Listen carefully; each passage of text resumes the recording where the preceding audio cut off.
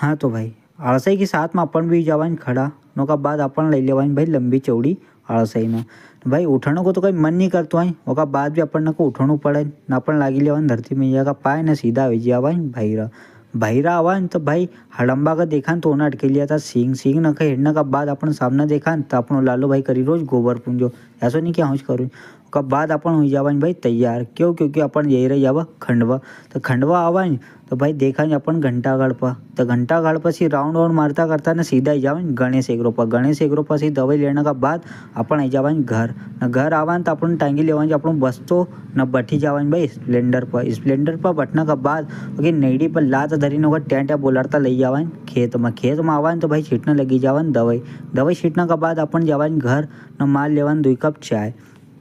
चाय पीने का बाद भाई अपन बैठी जावन पढ़ाई करना न भाई अपन है ना घना दिन से करी नहीं पढ़ाई न भाई अपन पढ़ाई में कर रहा बीएससी माइक्रोबायोलॉजी तो भाई अपन न काम भी करना पड़े न घर पढ़ाई भी करना पड़े न सब काम देखना पड़े न अभी भाई अपन लगेल चाहिए जाओ की तैयारी में तो भाई अपना वीडियो अच्छो लगे हो तो लाइक कर दो कमेंट कर दो यूट्यूब पर सर्च कर दो शुभम भाई परमिट वाला पर।